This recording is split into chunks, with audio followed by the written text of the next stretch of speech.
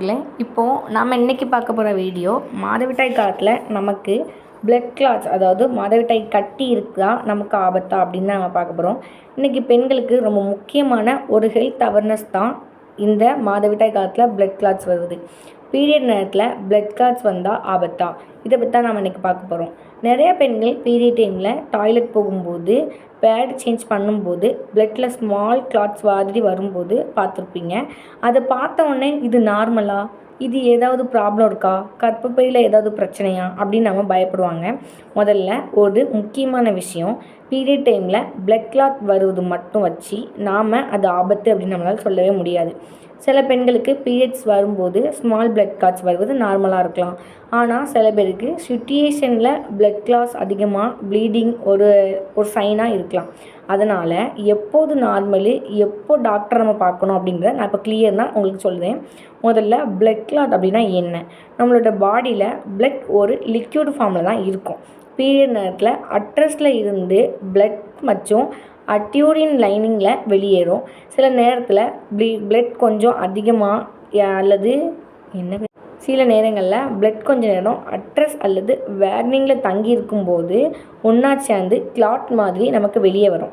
அதனால தான் சில நேரத்தில் பீரியட் பிளட்டில் ஸ்மால் ஜெல்லி லைக் பீசஸ் அல்லது கட்டி மாதிரி நமக்கு இருக்கும். இதுதான் பொதுவாக பிளட் கிளாட் அப்படின்னு நம்ம சொல்கிறது. அதனால் கிளாட் வந்தோடனே என்னோடய பிளட் கெட்டு போச்சு, அப்படி ரத்தம் உறைஞ்சி போச்சு அப்படின்னு நம்ம நினைக்கவே வேண்டாம். அது அப்படிலாம் கிடையாது. எல்லாருக்குமே பிளட் கிளாட் வருமா? இல்லை. சில பெண்களுக்கு பீரியடில் கிளாட் வரலாம், சில பெண்களுக்கு வரவே வராது, ரெண்டுமே இருக்கும். ஒவ்வொருக்கும் பீரியட் ஆரம்பித்த முதல் நாள் அப்படி ஸ்மால் கிளாட்ஸ் வரலாம்.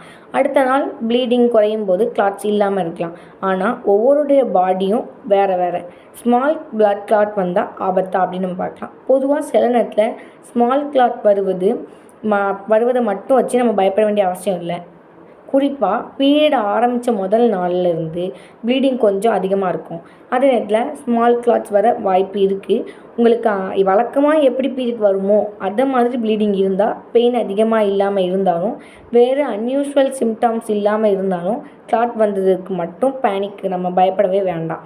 ஆனால் பெரிய கிளாட்ஸ் வந்தால் இங்கே தான் நம்ம கொஞ்சம் கவனமாக இருக்கணும். பிளட் கிளாட்டோட சைஸ் மட்டும் பார்த்து டைனாமிஸ் பண்ண முடியாது. ஆனால் தொடர்ந்து பெரிய கிளாட்ஸ் வந்ததும் ஹெவி ப்ளீடிங் இருந்தால் அதை நம்ம அலட்சியமும் நினைக்கக்கூடாது. உதாரணமாக பீரியட் ஆரம்பித்த உடனே ப்ளீடிங் அதிகமாக இருக்குது, மீண்டும் மீண்டும் பெரிய கிளாட்ஸ் வருது, பேடை அடிக்கடி மாற்ற வேண்டிய அளவுக்கு ப்ளீடிங் இருக்குது அப்படின்னா நம்ம டாக்டரை கன்சல்ட் பண்ணுறது நமக்கு நல்லது. ஹெவி ப்ளீடிங் இருந்தால் என்ன பண்ணணும்? இது ரொம்ப முக்கியமான விஷயம். எனக்கு பீரியட் ஹெவியாக இருக்குதுன்னு ஒவ்வொருக்கும் ஒவ்வொரு மாதிரி சொல்லுவாங்க. அதனால் உங்கள் யூஸ்வல் ப்ளீடிங் பேட்டர்னை கம்பேர் பண்ணுவது ரொம்ப முக்கியம். முன்பு இருந்ததை விட திடீர்னு ப்ளீடிங் அதிகமாகிட்டா, மீண்டும் பெரிய கிளாட்ஸ் வருதா, நீண்ட நேரம் ப்ளீடிங் கண்ட்ரோலாக இருக்குதா, அதோட வீக்னஸ் அல்லது டயசிசின் ஆகுதா, இப்படி இருந்தால் மெடிக்கல் அட்வைஸ் நமக்கு தேவைப்படலாம். ப்ளீடிங் கிளாட்ஸ் ஏன் வரலாம்? இப்போ முக்கியமான கேள்வி, கிளாட் ஏன் உருவாகுது? பீரியட் நேரத்தில் அட்ரஸ் லைனிங் வெளியேறும்போது பிளட்டும் டிஷ்யூஸும் வெளியேறுது. ப்ளீடிங் கொஞ்சம் அதிகமாக இருக்கிற நேரத்தில் பாடியால் பிளட்டை உடனடியாக பிரேக் டவுன் பண்ண முடியாமல் போகலாம். அப்போது பிளட்டு ஒன்றா சேர்ந்து கிளாட் மாதிரி வெளியேறலாம். இதனால் பீரியடில் ஹெவி டேஸ் சிலருக்கு கிளாட்ஸ் அதிகமாக இருக்கும். ஹார்மோனல் சேஞ்சஸ் ஒரு காரணம். ஹார்மோனல் சேஞ்சஸ் பீரியட்ஸில் ஹார்மோன் கண்ட்ரோல் பண்ணுது. ஹார்மோன் பேலன்ஸில் மாற்றம் ஏற்பட்டால் அட்ரஸ் லைனிங் கொஞ்சம் அதிகமாக பில்டாக ஆகலாம். அது பீரியட் நேரத்தில் அதிகமாக வெளியேறும்போது ப்ளீடிங் அப்புறம் கிளாட்ஸ் அதிகமாக தெரிஞ்சிருக்கலாம். ஆனால் ஹார்மோன் ப்ராப்ளம் இருக்கிறது நாமவே முடிவு பண்ணக்கூடாது. அதோட அறிகுறிகள் இருந்தால் மட்டும் டாக்டர்ஸை நம்ம கன்சல்ட் பண்ணணும். பிசிஓஎஸ் பிளட் கிளாட்ஸ்க்கும் தொடர்பு இருக்கா? இப்போ நிறைய பேர் இதை கேட்பாங்க. பிசிஓஎஸ் இருக்கும் சில பெண்ணுக்கு, பீரியட் இரெகுலராக இருக்கலாம், பீரியட்ஸ் நீண்ட நேரம் கேப் இருக்கலாம், ப்ளீடிங் பேட்டர்ன் மாறலாம், சிலருக்கு ஹெவி ப்ளீடிங் இருக்கலாம். அதனால் கிளாட்ஸ் கூட நோட்டீஸ் ஆகலாம். ஆனால் பிளட் கிளாட் வந்தால் பிசிஓஎஸ் தான் அப்படிங்கிற அர்த்தமே கிடையாது. அதே மாதிரி இர்ரெகுலர் பீரியட் இருந்தாலே பிசிஓஎஸ் தான் முடிவு பண்ணக்கூடாது. பிசிஓஎஸ் டயக்னோசிஸ் பண்ண டாக்டரோட அசைன்மெண்ட் நமக்கு தேவை. இப்போது ஃபிப்ராய்ட் காரணமாக இருக்குமா? சில பெண்களுக்கு அட்ரஸில் ஃபிப்ராய்டுங்கிற பிகினிங் க்ரோத், அதோட தொடக்க வளர்ச்சி கூட இருக்கலாம். ஆனால் ஃபிப்ராய்ட்ஸ் ஹெவி மென்ஸ்ட்ரல் ப்ளீடிங்க்கு காரணமாக இருக்கலாம். ஹெவி ப்ளீடிங் இருக்கும்போது கிளாட்ஸ் கூட அதிகமாக தெரியலாம். ஆனால் நல்லா ஃபைப்ரட்ஸ்க்கும் சிம்டம்ஸ்க்கும் அதிகமாக இது தேவையில்லை. ஃபிப்ராய்ட்ஸ் இருக்கிறதா அப்படிங்கிறதோட அறிகுறி மட்டும் நம்ம சொல்லவே முடியாது. தேவைப்பட்டால் டாக்டரோட அல்ட்ராசவுண்ட் போன்ற டெஸ்ட் மூலம் நம்ம கன்சல்ட் பண்ணிக்கலாம். அடுத்து அனடாமோனசிஸ் மற்றும் என்ட்ரோமோனசிஸ். இன்னும் சில ரீப்ரொடக்டிவ் ஹெல்த் கண்டிஷன் இருக்குது. அதில் அனடாமோனசிஸ் மற்றும் எண்டோமோனசிஸ் போன்ற கன்சிடென்ட்டில் சில பெண்ணுக்கு பெயின்ஃபுல் ஹெவி பீரியட்ஸ் காரணமாக இருக்கலாம். ஹெவி ப்ளீடிங் இருந்தால் கிளாட்ஸ் கூட நோட்டீஸ் ஆகலாம். ஆனால் எதையுமே பிளட் கிளாட் வந்ததும் நம்மளே அதை நம்ம கன்சல்ட் பண்ண முடியாது. கடுமையான பெயின், தொடர்ந்து ஹெவி ப்ளீடிங் இது இருந்தால் நம்ம டாக்டர்ஸ்கிட்ட போகணும். அப்புறம் அனீமியா பற்றி தெரிஞ்சுக்கணும். ஹெவி ப்ளீடிங் தொடர்ந்து இருந்தால் இன்னொரு ப்ராப்ளம், அது அனீமியா, அதாவது உடலில் ஹீமோக்ளோபின் குறைவாக இருப்பது. பீரியடில் தொடர்ந்து அதிகமாக பிளட் லாஸ் ஆகும்போது சிலருக்கு அனீமியா அது குறையலாம். அப்போது எப்போதும் டயர்டாக இருக்குது, சின்ன வேலை செய்தாலே வீக்னஸ், அப்புறம் என்ன சிம்டம்ஸ் நமக்கு இருக்கலாம், இதெல்லாம் ஹெவி ப்ளீடிங்கை தொடர்ந்து இக்னோர் பண்ணக்கூடியது தான். பீரியட்ஸ் கிளாஸ் அது கூட பெயின் இருக்கா? அப்போது பீரியட்ஸ் கிளாஸ் கூட நமக்கு பெயின் இருந்துச்சுன்னா நம்ம என்ன சொன்னால் முக்கியமாக நம்ம இதை கவனிக்கணும். பிளட் கிளாட் மட்டும் இருக்குதா அல்லது கிளாட் கூட செர்வல் அப்டாமினல் பெயின் இருக்குதா? பெயின் ரொம்ப அதிகமாக இருந்து ஸ்கூல், காலேஜ், ஒர்க் அல்லது டெய்லி ஆக்டிவிட்டிஸ் பாதிச்சுன்னா அப்படி இருந்தால் நம்ம டாக்டரை கன்சல்ட் பண்ணுறது ரொம்ப நல்லது. பீரியட் பெயின் சிலருக்கு நார்மலாக இருக்கலாம். ஆனால் தினசரி வாழ்க்கையில் பாதிக்கிற அளவுக்கு செவர் பெயின் இருந்தால் அது எல்லாருக்கும் பீரியட்ஸ் பெயின் வரும் அப்படின்னு சொல்லி இக்னோரே நம்ம பண்ணக்கூடாது. பீரியடுக்கு முதல்ல 2 கிளாட்ஸ். சில பெண்களுக்கு பீரியட்ஸோட ஃபஸ்ட் 1 or 2 days ப்ளீடிங் அதிகமாக இருக்கும். அந்த நேரத்தில் ஸ்மால் கிளாட்ஸ் வரலாம். பிறகு ப்ளீடிங் குறையும் போது கிளாட்ஸும் குறையலாம். இது உங்களோட யூஸ்வல் பேட்டர்னாக இருந்தால் அல்லது வார்னிங் சைனாக கூட இருந்தால் கிளாட்ஸ் வர்றதுக்காக நம்ம பயப்பட வேண்டாம். நம்ம எப்போ டாக்டரை பார்க்கணும்?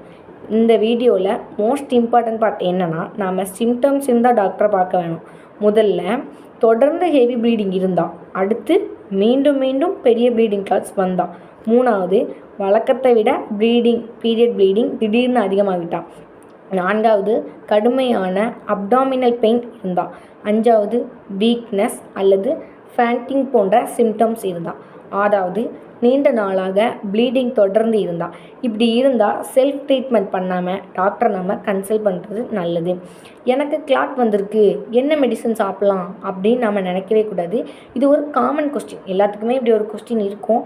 ஆனால் பிளட் கிளாட் வந்ததுக்கப்புறம் ஃபார்மசிக்கு போய் ஏதாவது டேப்லெட் வாங்கி சாப்பிட்றது சரியானது கிடையாது. ஏன்னா கிளாட் வந்ததுக்கான காரணம் ஒவ்வொருக்கும் நமக்கு வேறுபடலாம்.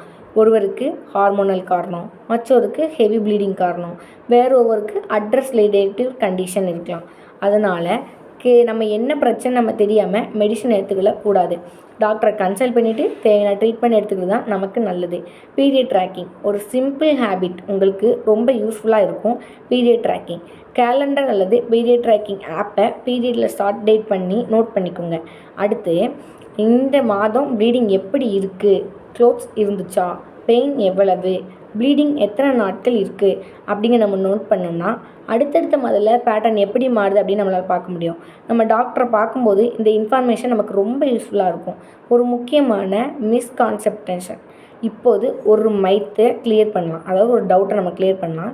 பீரியட் பிளட்டில் கிளாட் வந்தால் அட்ரஸில் பிளட் முழுவதும் உறைஞ்சு கிடக்கு அப்படிங்கிற கருத்து நமக்கு சரியே கிடையாது. கிளாட் என்பது பீரியட் பிளட்டில் டிஷ்யூஸ் ஒன்றாக சேர்ந்து ஒரு கட்டி போன்ற அமைப்பு தான்.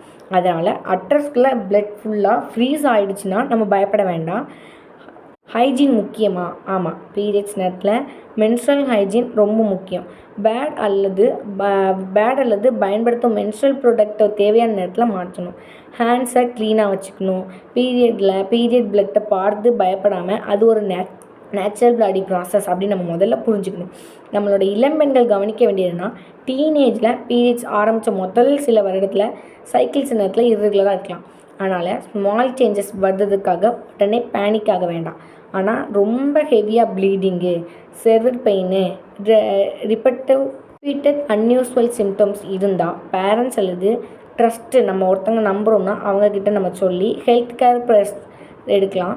அடுத்து பீரியட் பற்றி பேசுகிறதுக்கு எந்த ஒரு பயமும் நமக்கு தேவையே கிடையாது. இப்போ ஒரு குயிக்கான ரீகேப், சரியா?